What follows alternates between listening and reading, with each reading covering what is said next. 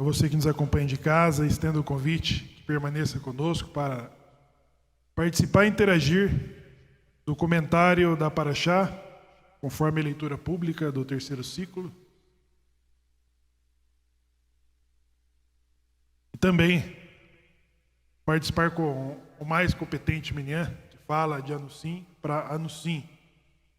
Paraxá Bar Midbar, deserto.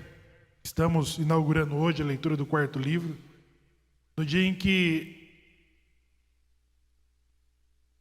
também nos preparamos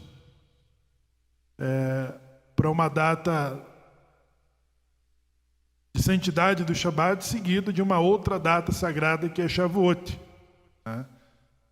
2 feriados, 2 datas sagradas em que acumulamos, e Shavuot nos faz lembrar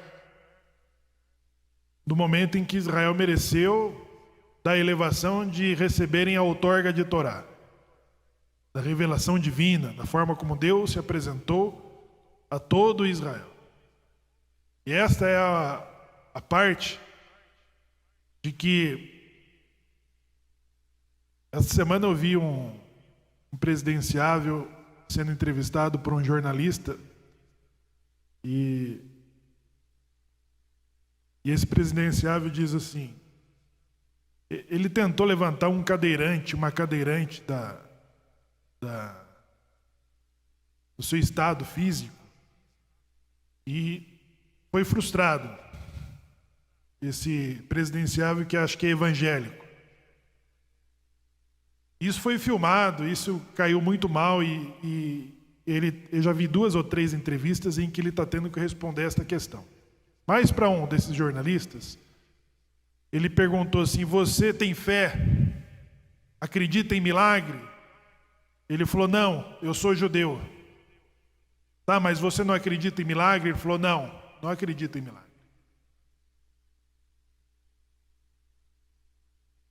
Essa é uma outra coisa em que os judeus levam sobre si, sobre um certo ceticismo dos milagres.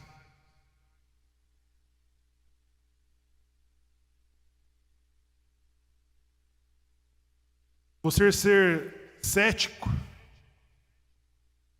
sobre milagres numa terra onde só há feiticeiros, não é bom esse ceticismo? Os israelitas que estavam no Egito, eles viveram e viram todos os sinais de que também faziam os magos, de que também faziam os feiticeiros do Egito. Quando Moisés, na sua apresentação, ele transformou um cajado numa serpente, a sua mão tornou-se leprosa, e que transformou a água em sangue, o que fizeram os magos do faraó? O que eles fizeram? As mesmas coisas. O judeu, desde então, ele é cético a milagres. E na nossa Constituição, a Torá, em Devarim, prevê que somos suscetíveis a testes sobre profetas que fazem milagres e sinais. E Moisés não foi o primeiro a se apresentar como aquele que libertaria os hebreus escravos do Egito. Isso tornava os hebreus no Egito muito mais céticos. É como você acreditar nas propostas dos candidatos de que vão transformar o Brasil.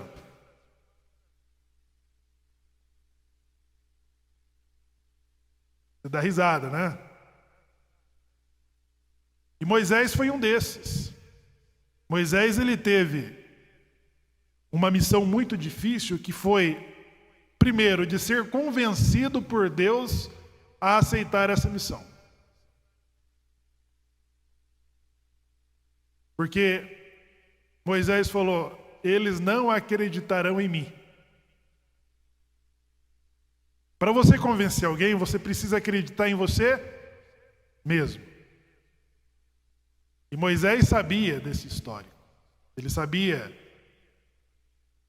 nesse diálogo com Deus, ele sabia de quem estava falando. Eles não acreditarão. Então Deus convence a Moisés a ir e aceitar essa missão. Ele foi. Ele tinha que convencer. Depois de se convencer a si mesmo, ele tinha que convencer agora a corte do faraó e depois convencer os hebreus. Ei, pessoal, nós vamos transformar o Brasil. Vocês sairão livres, vocês terão um templo, vocês terão feriados, vocês terão uma lei, vocês terão um país de que emana leite e mel. Não é uma campanha de leitoreira, não é?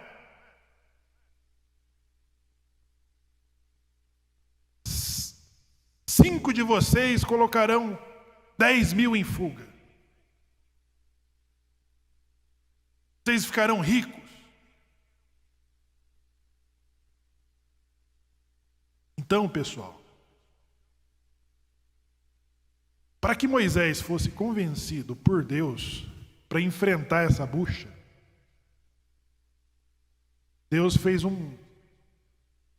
deu para Moisés um sinal. Alguém sabe qual foi o sinal pelo qual Moisés foi convencido?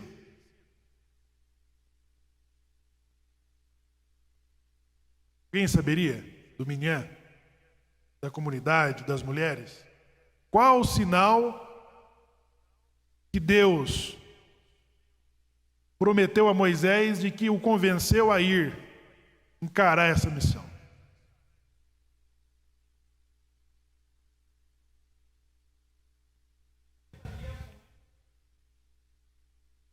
Quem mais? Eu estarei com você, disse Deus a Moisés. É a resposta do Pablo. Quem mais?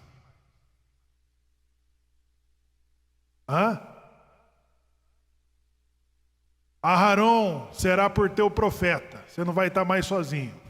Quem mais?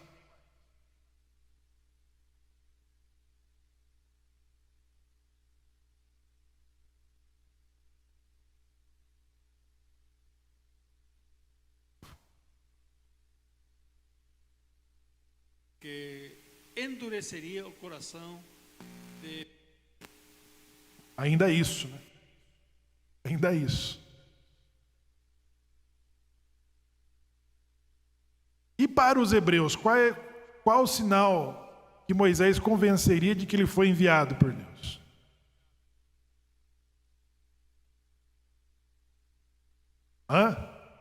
O cajado se transformar em serpente. O que mais? A mão ficar leprosa. O que mais?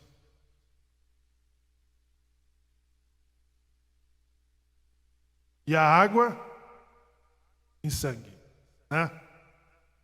Como que nós explicaríamos Moisés ter tanta resistência do povo diante das 10 pragas depois dele ter mostrado esses sinais? Por que eles resistiam tanto?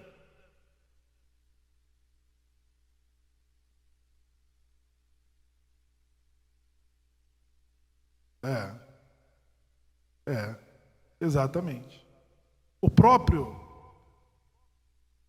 Os próprios hebreus, eles tinham essa resistência. Falei, esse Moisés aí é mais um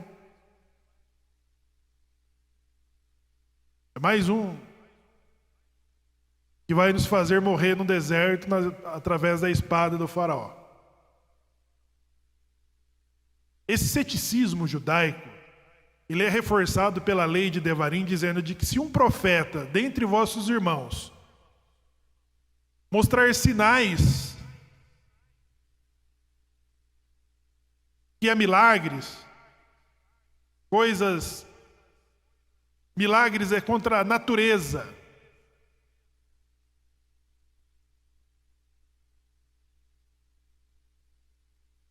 Contra a natureza, o mar se abrir, o Jordão retroceder, uma estéril ter filhos, um cadeirante andar.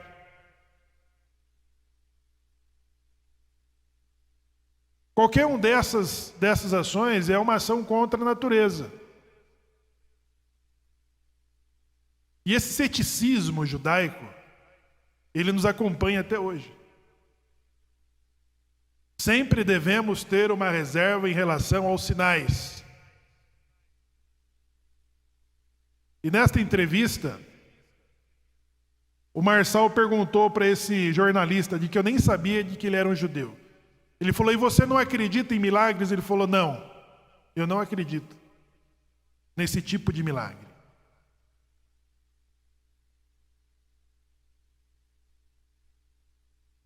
Os milagres, que o próprio Moisés era cético. Moisés tinha dúvida. Moisés é o que operou tantos milagres, mas constantemente Deus tinha que dar aquele empurrãozinho através de Aharon.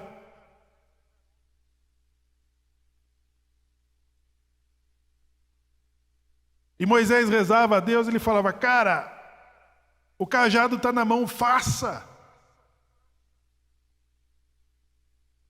Moisés, em muitos dos milagres que ele fez no Egito, ele tinha uma hesitação, ele tinha dúvida.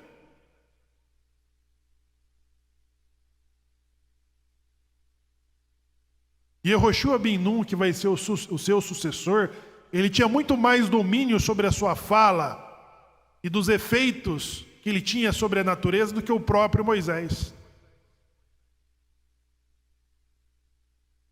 E o próprio Moisés hesitava. Deus tinha que dar aquele empurrão: vai, faça, use o cajado, vai, Aharon.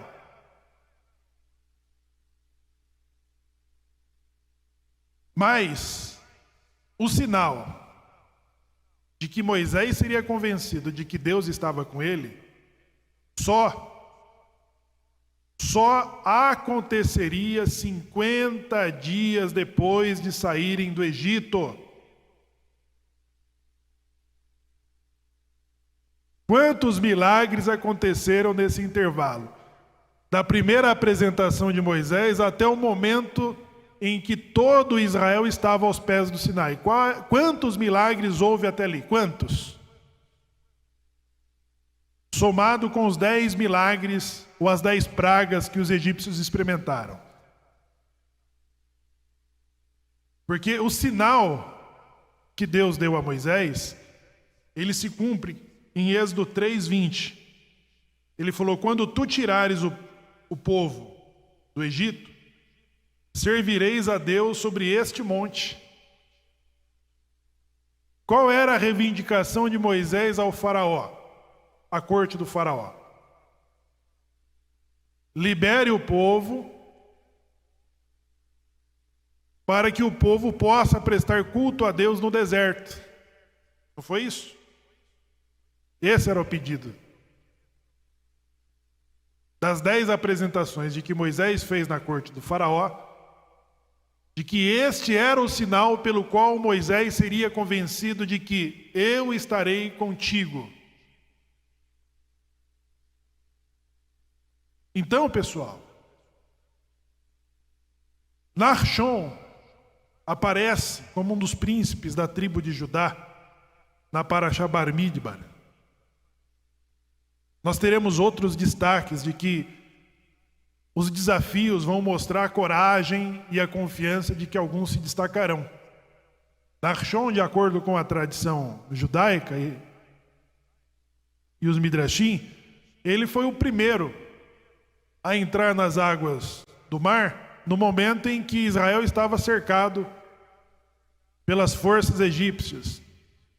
E Nachshon foi andando pelas águas até que as águas estivessem na altura do seu pescoço.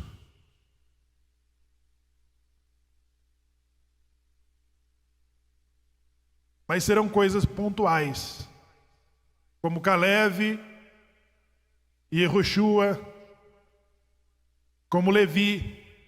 Então, os desafios coletivos de que nós passamos, algumas pessoas conseguem estar à frente daquele momento e conseguem acertar.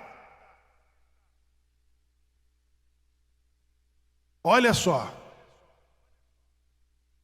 o Brasil, hoje, nós dependemos de uma decisão coletiva para mudar o comando do país ou continuar o comando do país. E talvez algumas pessoas estão à frente do que a maioria vão escolher. Ou nós acertamos coletivamente, ou nós erramos coletivamente.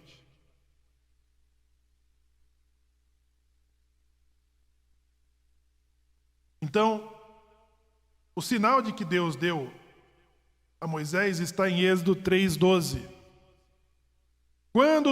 Quando tiveres trazido o povo do Egito, servireis a Deus sobre este monte. E isso aconteceu no dia 6 de Sivan e Shavuot, quando todo Israel ouviu o que Moisés ouvia. Você já viu aquela pessoa que fala assim: olha, eu estou vendo uma pessoa atrás de você, uma pessoa do além. Aí você olha para o lugar que ela está olhando e não vê nada. O que você pensa? Hã?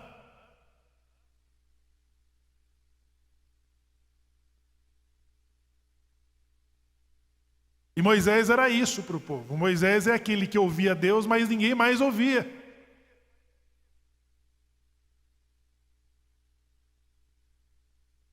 A pessoa fala assim, ó, faça isso porque Deus mandou você fazer isso. Com que velocidade você vai cumprir essa decisão? Hã?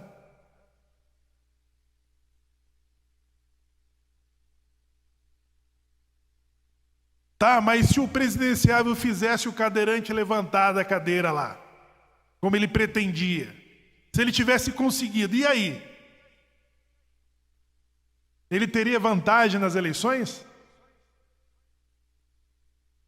Será que os mesmos jornalistas mostrariam lá o efeito bem sucedido? Ó, ele pegou uma pessoa deficiente física e a fez andar. Meio a 2.000 testemunhas. E aí? Então, pessoal, o ceticismo nos protege da idolatria. O ceticismo nos dá uma chance e oportunidade de acertarmos. E isso era positivo aos olhos de Deus, tanto que Moisés foi castigado por fazer Lashon Hará contra o povo, dizendo, eles não acreditarão. Deus falou, coloca a tua mão no manto. Ele colocou a mão no manto. E depois tirou a mão do manto e a mão saiu leprosa. Pagou pelo Lashon Hará. Porque isso não era um instinto negativo do povo. Era um instinto positivo. Porque eles estavam ali cansados de promessas de libertação, de terra prometida, de orgulho nacional, de leis próprias, de feriados, de liberdade. Liberdade, pessoal. O que é liberdade? O que essa palavra representa para nós, meio ao mundo em que vivemos hoje?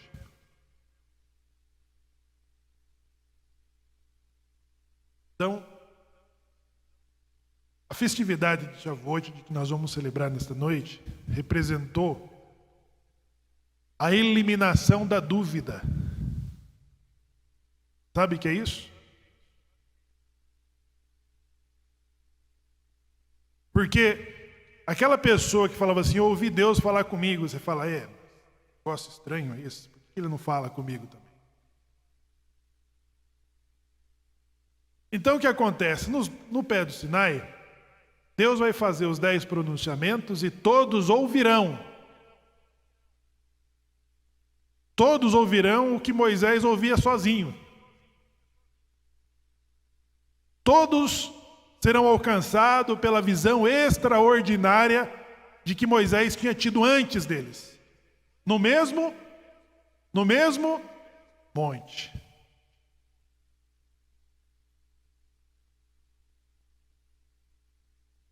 Casamento de Deus com Israel. Casamento de Israel com Deus. Todos ouviram. Todos ouviram e tiveram a visão de que Moisés tivera antes. E eles pediram: Moisés, fale tu conosco e não fale Deus, para que não morramos. Depois de terem ouvido os 10 pronunciamentos, todo Israel tinha certeza de que Deus falava com Moisés. Agora sim, nós temos a certeza de que todos os milagres pelos quais fomos livres do Egito foi através do Deus dos nossos pais, Abraão, Isaque e Jacó. E de que Moisés não é um charlatão, de que Moisés não é um falso profeta, e de que de fato Deus está com ele. Agora sim, pessoal, Moisés está pronto para ser o primeiro legislador de Torá. Há mais de 3.300 anos, Moisés consegue reunir todos os sábados judeus para ouvi-lo. Até hoje, nós vivemos esse milagre, porque nós saímos desse frio curitibano, cada um com seus desafios, sair daquele edredom quentinho, e vocês ouvirem aqui a leitura de Torá. Não é, Maranhão? Ele saiu do Maranhão para vir ouvir Torá aqui. Falou: vou lá onde tem mais judeus. Você fez plantão essa noite? Não. Até hoje, Deus colocou ele como legislador. Depois disso surgiu o cristianismo, surgiu o islamismo, e todos eles têm por base os mesmos patriarcas de Moisés. Shavuot, pessoal, foi a forma como Deus falou com todas as nações, e todas as nações ouviram Deus. As 70 nações ouviram a Torá no seu próprio dia. Então, não era a morte dos primogênitos o sinal. Não era o granizo. Não era a água se transformar em sangue. Mas era de que todos fossem levados aos pés do monte e ouvissem o próprio Deus falando.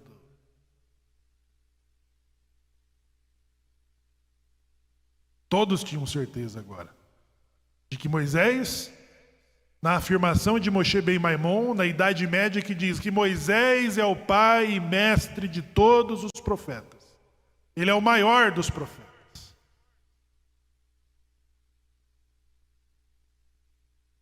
E de que a revelação de que temos de Torá, ela é divina. Ela rege as nossas vidas, os nossos instintos, as nossas comunidades, as nossas sociedades, a ponto de entendermos quando somos acometidos por um mau decreto,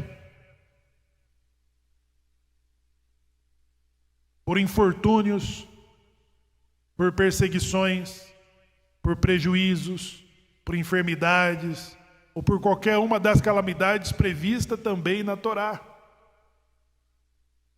Moisés estava à frente do seu tempo há mais de 3.300 anos. Fala, baiana, fala.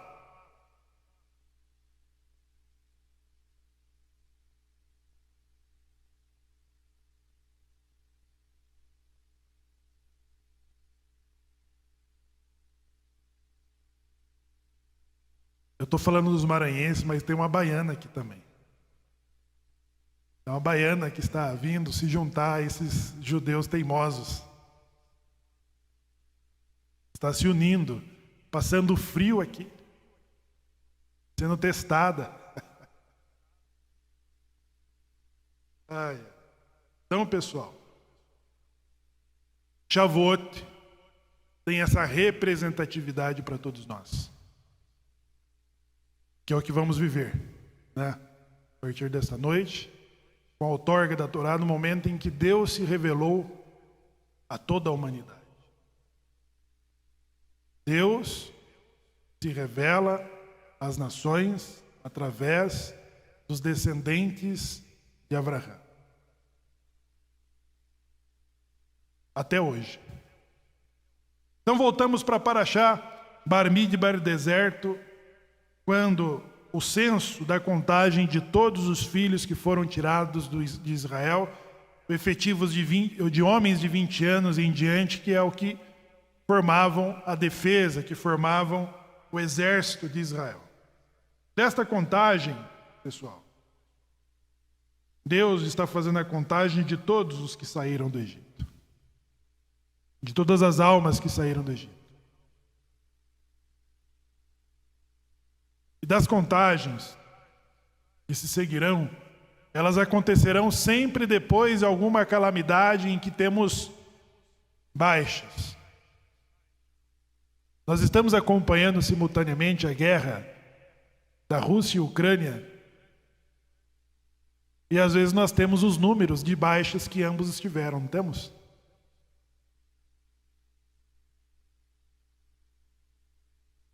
De ambos os lados, Ucrânia e Rússia. Todas as contagens depois dessas serão feitas depois de baixas que Israel sofrerá por decisões coletivas. Os números serão diferentes depois desses.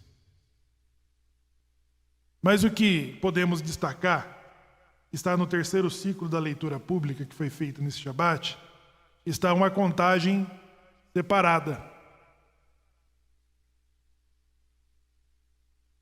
Deus recomendou a Moisés e a Arão que a tribo de Levi não fosse contada como as outras. E que depois de trazerem os números das tribos, Deus pede que a tribo de Levi seja contada a partir de um mês. Todos os levitas sejam contados a partir no primeiro mês. E que depois da contagem dos levitas houve uma outra contagem, qual foi? A dos primogênitos. Todos os primogênitos foram contados.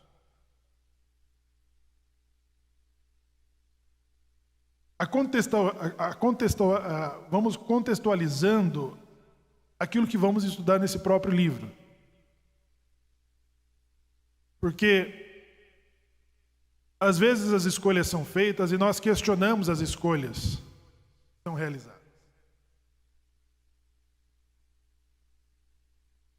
Às vezes surgem dúvidas das escolhas que nós fizemos. Você já comprou um carro e depois de sair do lugar de onde você comprou, começou a surgir as dúvidas?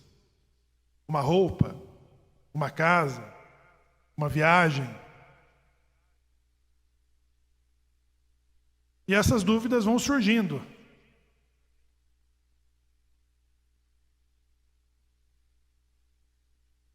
As rebeliões, as revoltas que vão surgir depois deste Shavuot, elas são consideradas mais um enfrentamento com o próprio Deus do que rebeldia, do que nós todos os sábados lemos no Salmo 29 e no Salmo 95. Como aconteceu em Massá e Merivá, quando vossos pais me tentaram, mesmo tendo visto todos os meus sinais. Mesmo tendo certeza de que eu estava por trás de todas aquelas coisas, eles se rebelaram. Então, todos os sábados nós precisamos ouvir sobre decretos coletivos. Se hoje ouvirdes a minha voz, não é se vocês ouvirem o Pablo ou o Shemuel. É se vocês hoje ouvirem a minha voz, a voz de quem? Deus continua falando através de quem? De Moisés. Deus continua falando com o indivíduo e com o coletivo através de Moisés. Por isso que o efeito do Salmo 95, todos os sábados, antes de ouvirmos Moisés, no recebimento do sábado vem um salmista que diz assim: e se hoje ouvirdes a minha voz, não endureçais vossos corações como em Merivá e Massá.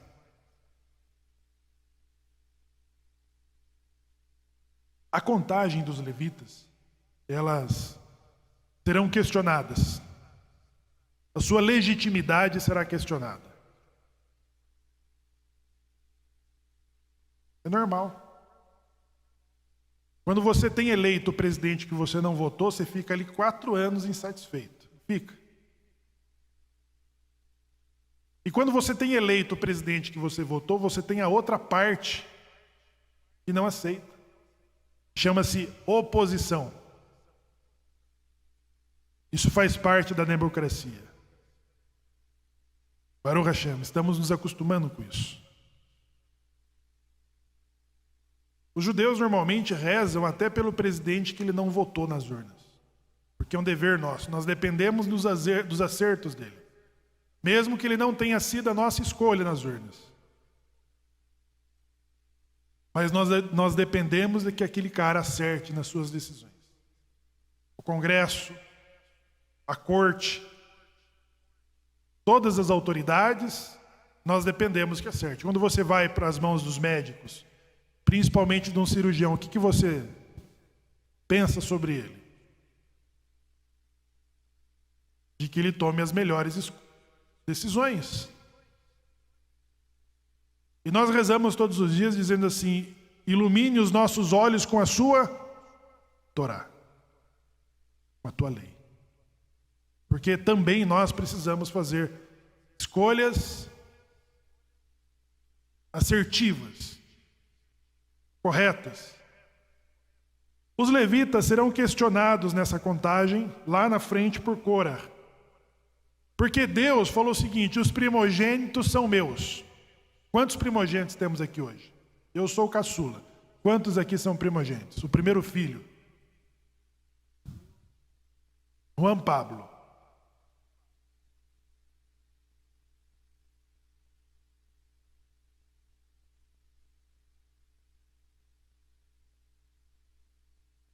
Os primogênitos, com a escolha dos levitas, eles se tornaram a parte derrotada nas urnas.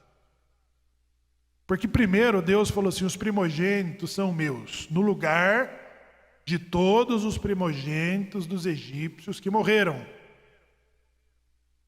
Deus cobrou de Israel: eu matei os primogênitos egípcios, agora os primogênitos de vocês são meus.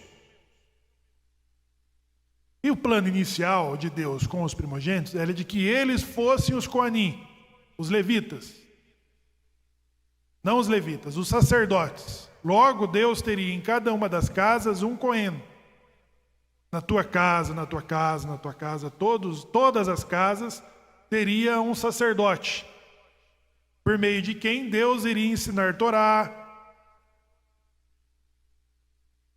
por meio de quem... É como se em todas as casas tivesse internet.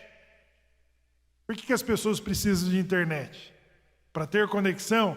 Por que as pessoas precisam de energia? Para ter luz. Todas as casas teriam um Cohen. Agora, no teste do bezerro de ouro, os primogênitos não passaram na prova do Enem.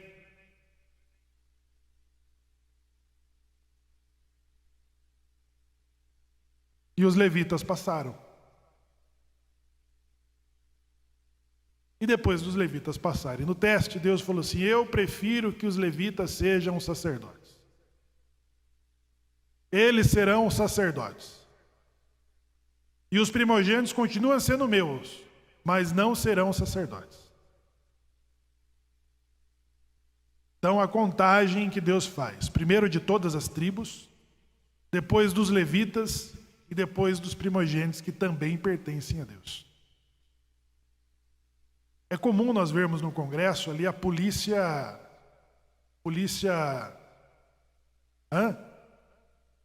tem a polícia judiciária, a polícia parlamentar. E certamente no Palácio do Planalto tem uma outra polícia, né?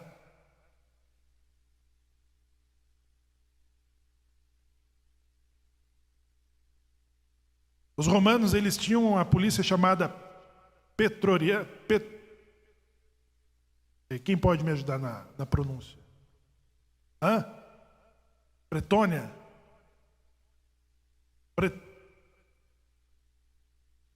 Esta era uma guarda que era no imperador.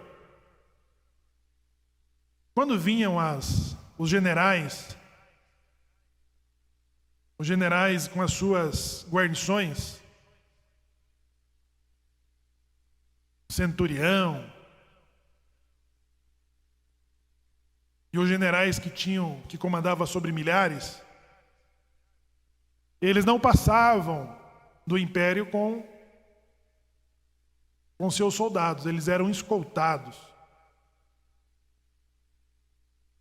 Os levitas são para Deus como se uma proteção, uns soldados de uma contagem diferente.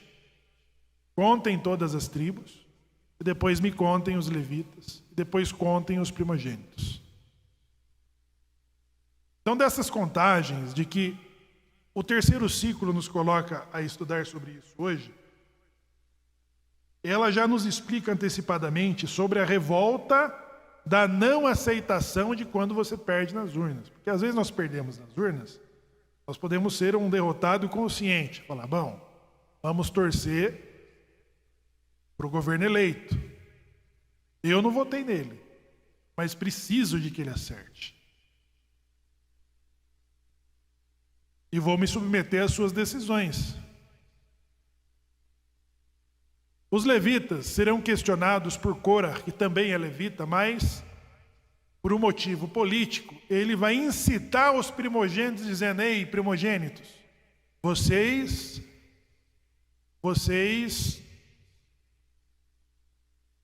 perceberam que vocês foram excluídos por Moisés? Moisés favoreceu o irmão dele, o sobrinho dele. Criaram lá uma sociedade eletiva, são contados separados, eles têm roupas especiais, eles não precisam trabalhar, são servidores públicos. E vocês, que são os primogênitos, que pertencem a Deus, ficaram de fora.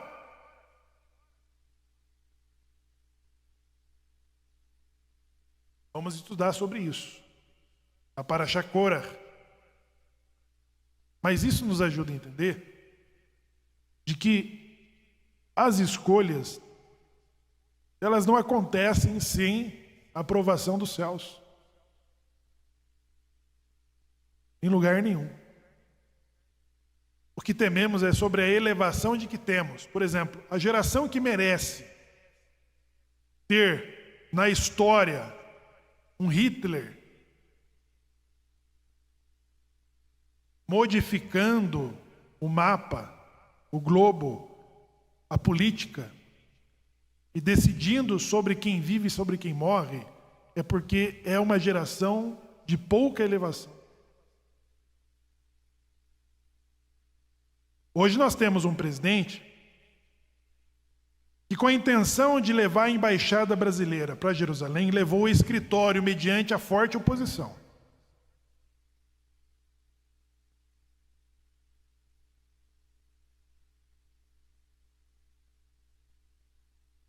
Que luta por princípios que está na nossa Constituição.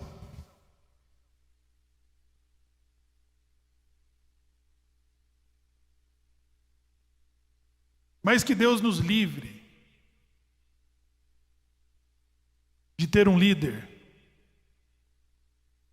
de que a nossa geração não mereça de um líder que combata a corrupção.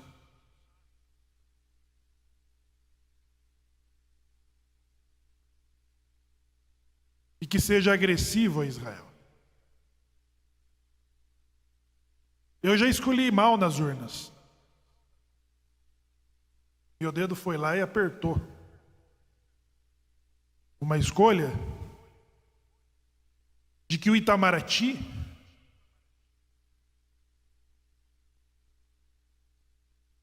através do executivo que eu votei,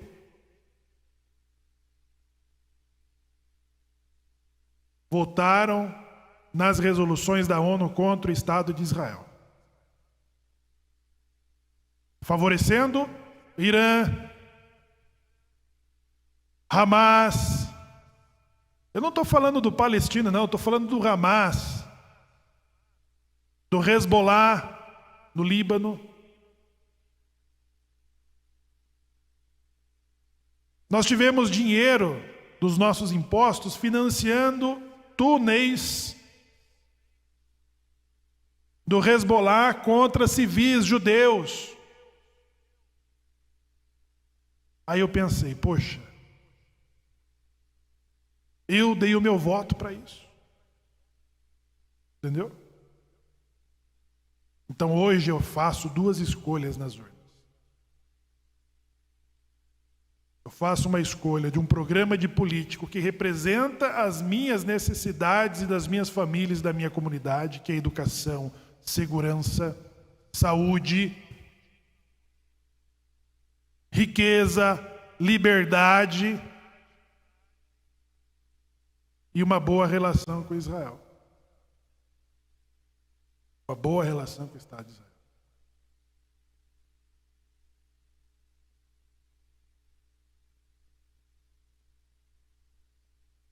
A contagem da Haftarah sobre o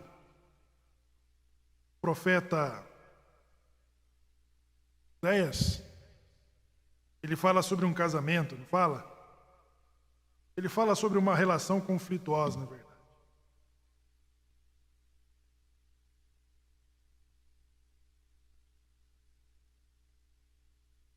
Deus manda Oséias dizer ao povo do reino do norte, Israel, que apesar do exílio que virá a ocorrer por causa das suas más ações, o número dos israelitas aumentará enquanto estiverem exilados. Vou ver aqui. Diz Haftarah: contudo, o número dos filhos de Israel será como a areia do mar, que não se pode medir, nem contar, e acontecerá que no lugar que se lhe dizia, vós não sois meu povo, se lhe dirás, vós sois os filhos do Deus vivo. Olha os irmãos, os filhos de Judá e os filhos de Israel, juntos se congregarão e constituirão sobre si um só cabeça, um só rei, o Messias, e subirão das terras do seu cativeiro para a terra, pois grande será o dia da reunião da semente de Israel. Vós, os judeus, os filhos de Judá e os filhos de Benjamim, dizei aos vossos irmãos das 10 tribos, que são o meu povo, como vós, e as vossas irmãs, as mulheres deles, de que delas terei piedade. Bar-Midbar, ele está falando de um número de pessoas que saíram do Egito. O profeta Oséias está falando que o número dos israelitas não se poderá mais enumerar. Nas leituras das Haftarot, dos profetas, que fazemos depois de Tisha B'Av, são leituras de consolação, não de admoestação. O profeta diz assim: mais serão os filhos da mulher viúva ou separada do que os filhos da mulher completem, casada. Quem que é a mulher casada? Quem são essas mulheres? O profeta Oséias, ele fala de uma relação fora do padrão. Nesta Haftarah, ele está falando dos filhos desses irmãos que vão se reencontrar. Está falando de um censo do qual não se pode enumerar. Hoje nós temos os números dos judeus ou dos israelenses. Desses números sabe quem são judeus israelenses, cristãos israelenses e árabes israelenses. O Brasil tem 120 mil judeus. Maior do que do México, menor do que da Argentina. Os Estados Unidos têm 6 milhões de judeus. Em Israel, em torno de 6 milhões de judeus. No Brasil, nós temos os cristãos novos, que são descendentes dos judeus convertidos à força. Estima-se 40 milhões de brasileiros que descendem de judeus, que têm a alma judaica. 40 milhões. E nós estamos falando de um exílio recente, de 2000 anos. E nós estamos falando de uma dispersão recente, que é da Inquisição de 1492. Da expulsão dos judeus da Espanha e da conversão forçada em Portugal e da imigração para o Brasil. Sabe o que é isso, Ismael? Se amanhã, nos próximos 5 anos, 10% de 40 milhões de brasileiros resolverem voltar para suas origens, serão quantos judeus emergentes? A minha conta está certa de 4 milhões? 10% de 40 milhões voltarem para suas origens nos próximos 10 anos. Quantos judeus nós teremos praticantes de Torá? 4 milhões.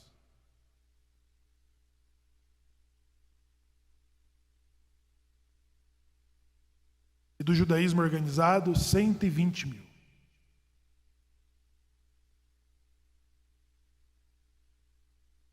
Os profetas dizem assim: estenda a tua tenda para a direita e para a esquerda, porque mais são os filhos, mais são os teus filhos. O expansionismo israelense, ele está hoje muito ligado ao seu direito de subsistência, de existir. O primeiro-ministro Ariel Sharon, para um acordo de paz, para ter um bom convívio com os seus vizinhos, ele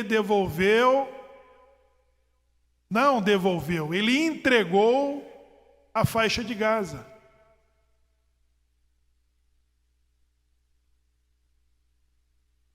Quando uma pressão internacional falava assim: vocês têm que dar um passo adiante, vocês têm que mostrar boa fé, vocês têm que se esforçar. Aí Ariel Sharon pega e entrega a faixa de Gaza e fazem com que os judeus saiam dos seus lares, saiam das suas sinagogas e elas sejam ocupadas por quem? Pelo Hamas.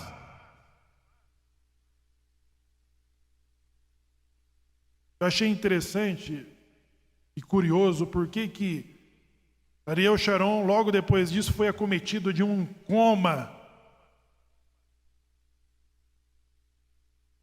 É isso.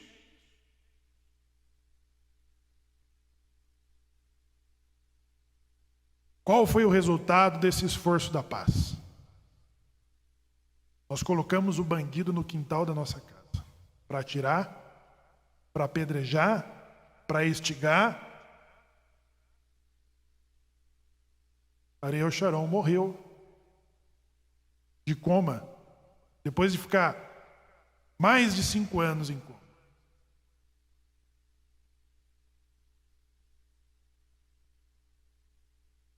O retorno dos judeus de 48 é para expandir as terras. Por quê? Porque a Haftarah está falando assim: ei, judeus e benjamitas, além de vocês vão receber as 10 tribos, teus irmãos.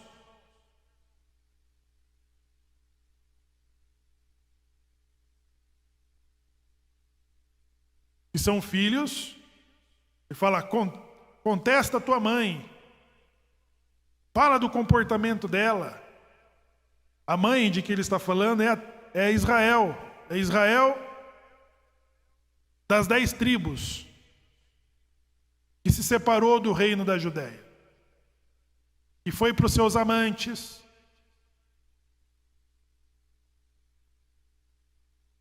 que abandonou o seu marido, e de que os filhos dela foram considerados como filhos de adultérios, de relações estranhas. Mas que pela misericórdia de Abraão, Deus está falando para os judeus. Judeus, se preparem para vocês receberem, porque eles são teus irmãos, e as mulheres deles são tuas irmãs. E não se poderá contar o número dos filhos de Israel que habitarão no seu próprio lugar.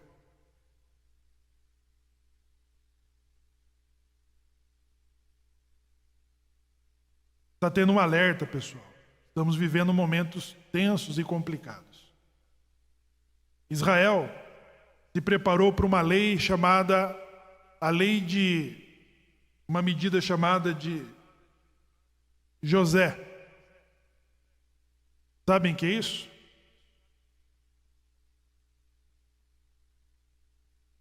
Israel está estocando 1/5 de toda a produção de alimento.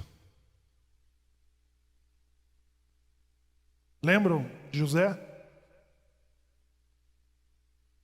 Israel está estocando 1/5 da sua produção de alimento.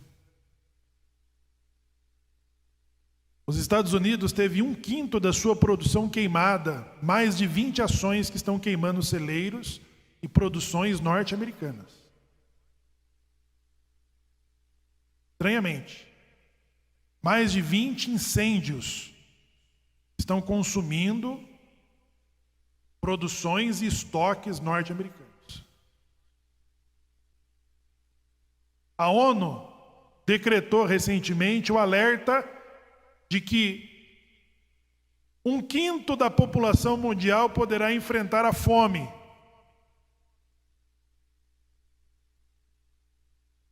Alerta da ONU. O Brasil, que está entre os maiores produtores, que produz exatamente 1/5 do alimento mundial, com 7% do seu território,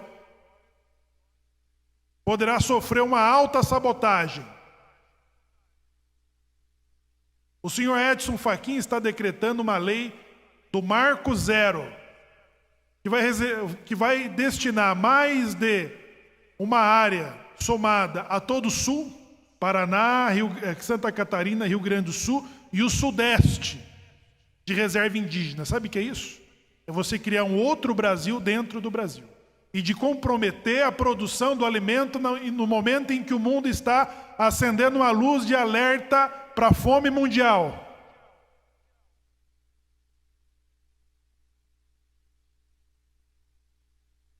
E nós vivemos normalmente, nós levantamos, saímos para trabalhar, nós voltamos para nossa casa, nós dormimos, as crianças vão para a escola e tudo está acontecendo. Pessoal, nós precisamos olhar para o que está acontecendo à nossa volta.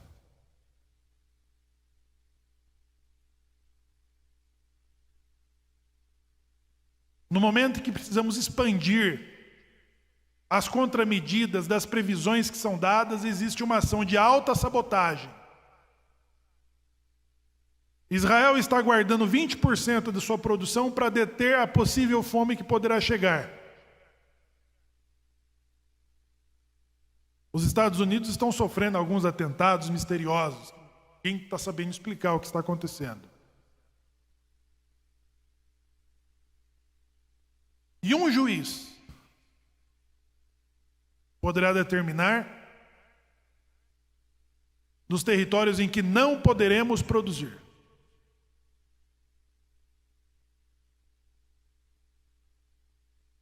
Entendeu? Entendeu que o fogo da água do balde que nós estamos dentro está esquentando? Vocês estão sentindo, não?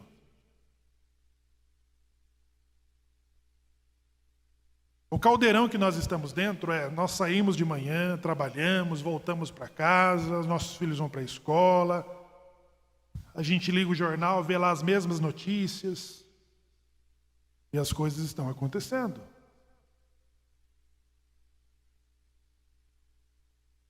Israel está numa eminente guerra preventiva contra o Irã. O Mossad, em 2018, roubou, numa ação secreta, os documentos do Irã sobre o enriquecimento nuclear.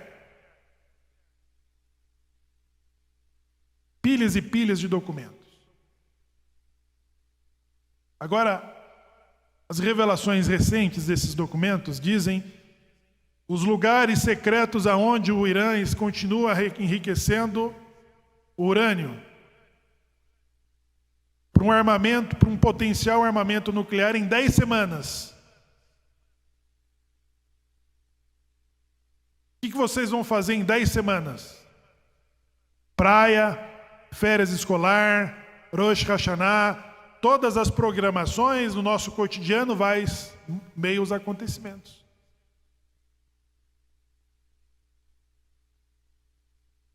O Irã, que desde a sua revolução, ele declarou guerra a Israel e o fim de Israel. E não é só discurso, pessoal. Ele não é aquele inimigo que fica bravejando, xingando e salivando contra você. O Hezbollah é financiado pelo Irã, o sul do Líbano. A Síria tem insurgentes financiados pelo Irã que ataca Israel, o Hamas. Então, o Irã, desde a sua declaração de destruição a Israel, ele está armando, fortalecendo, instigando e alimentando grupos terroristas enquanto ele prepara o seu programa de enriquecimento nuclear, o seu armamento nuclear, para quê? Para entrar no clube dos que têm arma de dissuasão? Não. Israel sempre precisa se antecipar em relação às suas ameaças. Os judeus precisam agir sempre mediante uma ameaça. E uma ameaça que pode levar 7 anos para chegar. É anos que nós vamos para a escola, vamos trabalhar, fazemos festa, vamos para churrasco, votamos, desvotamos, brigamos, reconciliamos. 7 anos passa e você está dentro de uma crise. O judeu age preventivamente. Preventivamente nas suas escolhas,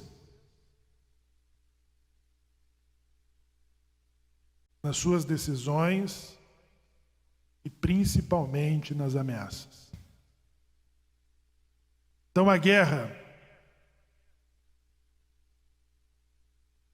na última semana nós tivemos uma manobra em massa em Israel e as declarações, as trocas de declarações do Irã de que vai responder. E nós não estamos falando de um Irã, pessoal, 10 anos atrás. Estamos falando de um outro Irã. Estamos falando de um Irã que ele colocou um ninho dentro, ali ó, nós não estamos brigando com alguém que está do outro lado do continente. Há uma distância, sim, entre Irã e Israel, mas que o Irã vem armando há 10 anos os vizinhos inimigos de Israel. No Líbano, na Síria.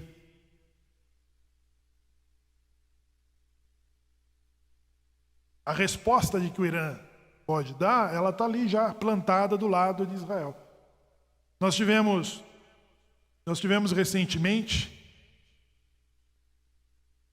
a defesa aérea da Rússia instalada no Irã atacando caças israelenses, de que antes do conflito da Ucrânia, os russos permitiam que Israel fizesse suas expedições cirúrgicas contra movimentos do Irã na Síria. Depois que Israel mandou apoio para a Ucrânia, os russos agora fecharam as portas. Isso favorece quem? Então, todas estas coisas estão acontecendo. E o ciclo da nossa vida continua. Matricula as crianças, vamos trabalhar, inverno, frio. Se preparem, pessoal. Se preparem, porque é uma mudança. Estamos falando de um mundo globalizado e da velocidade em que as coisas estão andando.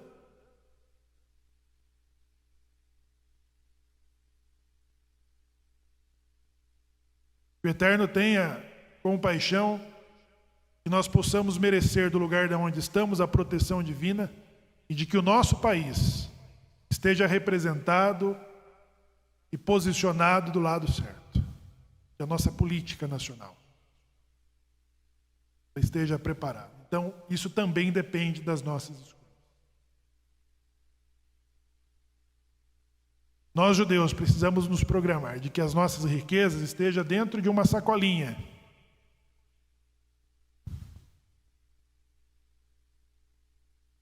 Vai colocar lá, uma sacolinha, os seus diamantes, a sua reserva, né? Nós tivemos um venezuelano que faleceu agora recentemente porque estava tentando se livrar dos bens e imóveis que largou lá, mas acabou morrendo. Nós precisamos diversificar os resultados dos seus trabalhos. Os venezuelanos, a crise chegou e nós convivemos com aquele judeu que não teve tempo de converter seus investimentos na Venezuela a ponto de pôr numa sacolinha e ir para outro país. Todas essas mudanças estão acontecendo. Os levitas foram contados e uma outra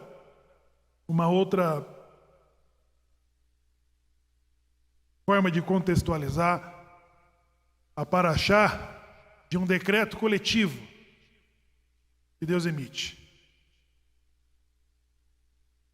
Depois do pecado do bezerro de ouro, o pior pecado que Israel cometeu foi o de falar mal da sua própria terra.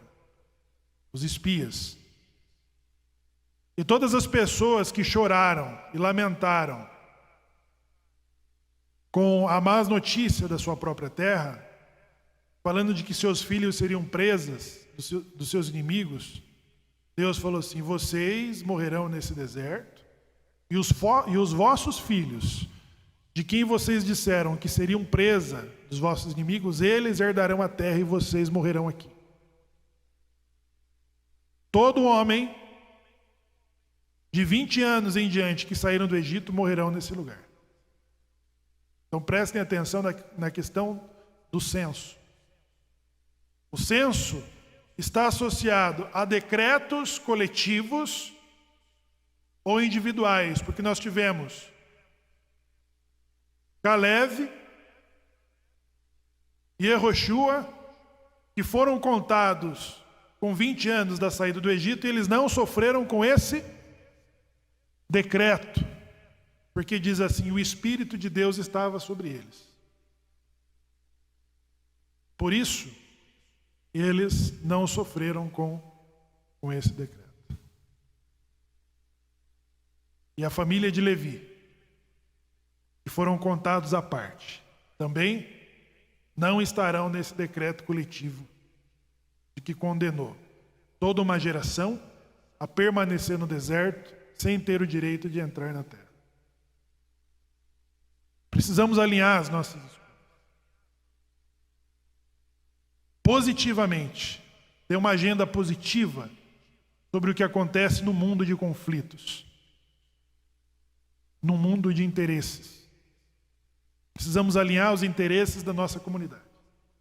Judeus de direita, judeus de esquerda, nós temos um inimigo comum, nós temos uma ameaça em comum. E muitas vezes as nossas escolhas, pode distribuir, muitas vezes as nossas escolhas elas estão em jogo.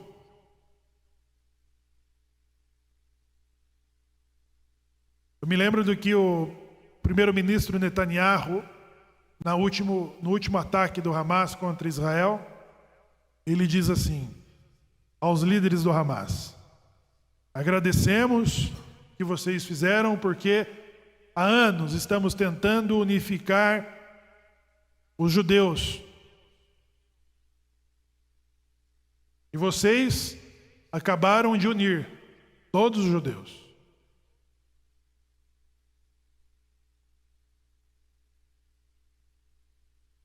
Barmidbar traz o censo da contagem dos números que saíram do Egito. O profeta Oséias diz que não será possível contar.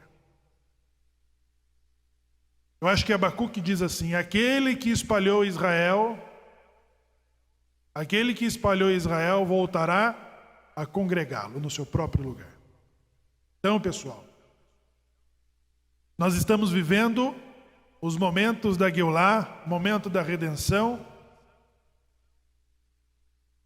mas não significa de que nós estamos imunes e isentos, de que não estamos ameaçados.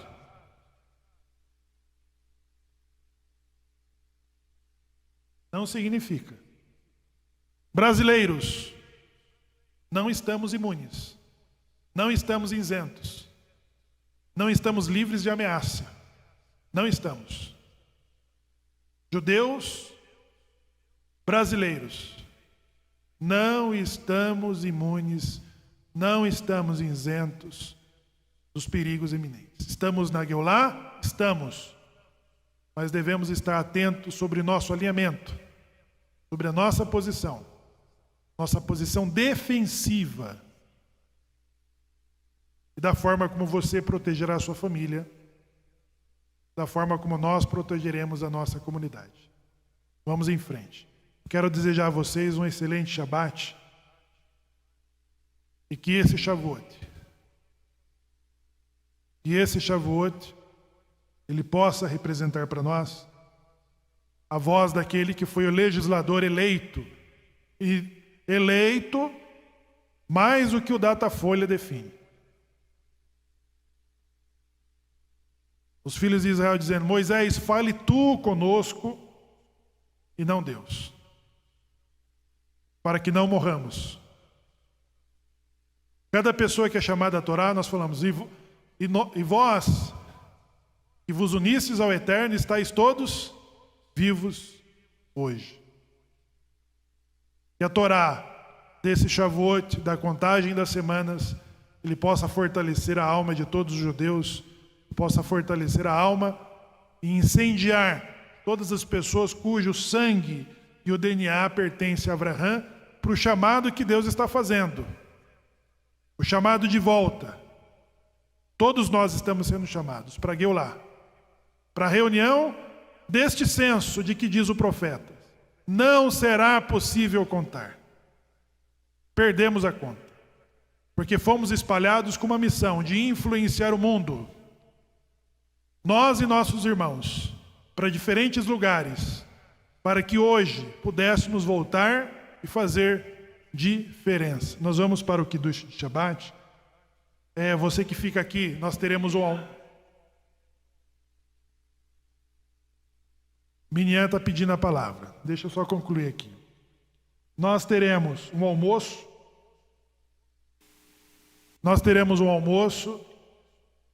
À tarde nós teremos uma palestra para os que ficarem aqui.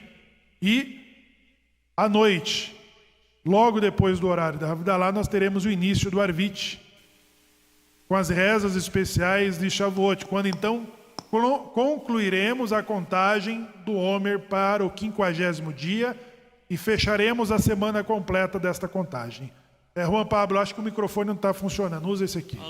Alô. Shabbat Shalom a todos que nos ouvem. As advertências que nós acabamos de ouvir é muito importante. Mas uma outra coisa que aprendemos desta paraxá é tão profunda na sua análise. O povo de Israel, em vez de se dirigir ao que antigamente era o paraíso, eles foram levados para o deserto. E nessa paraxá nós estamos aprendendo o valor de cada indivíduo.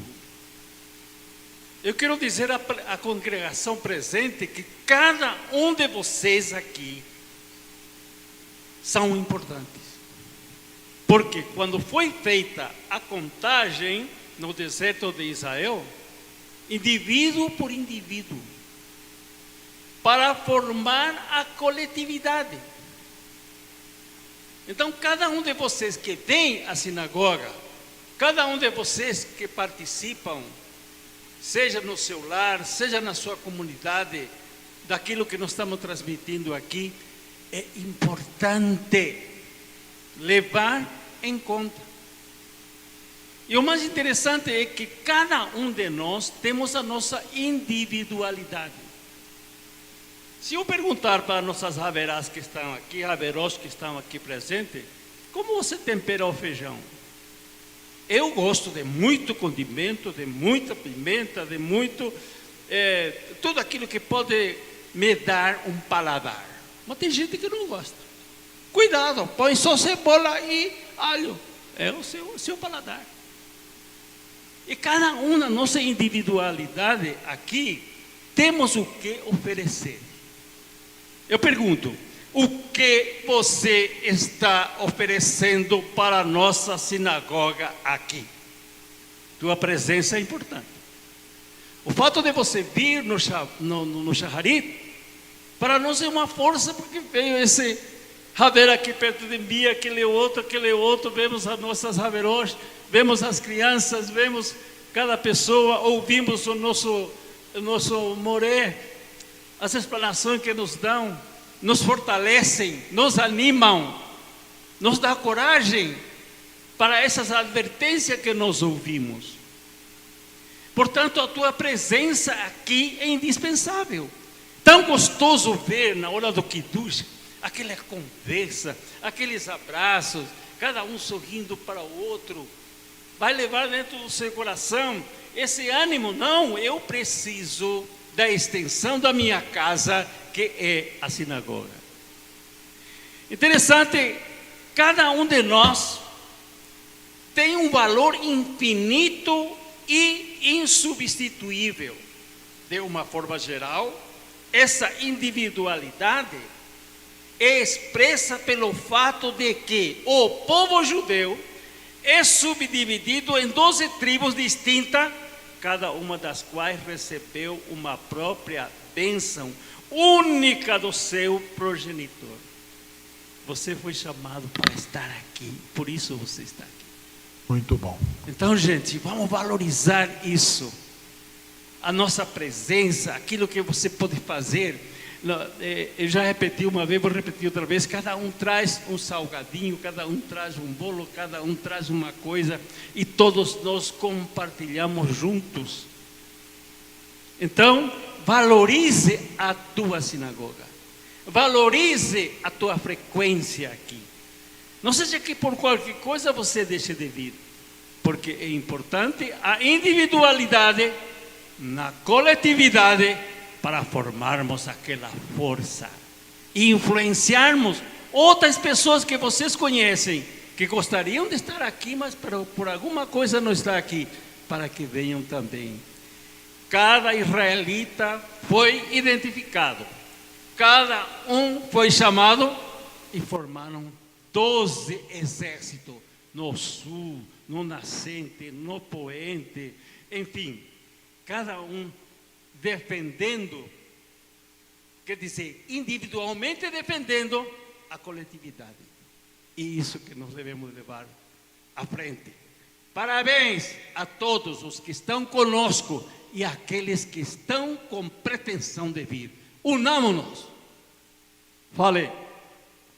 Quando nós citamos uma fala positiva, é um dever citar o nome do autor. Mas quando nós precisamos proteger a pessoa da própria fala, nós nem citamos o nome para que ela seja protegida. Por isso um rabino ortodoxo falou: esses são os Binei Macaco.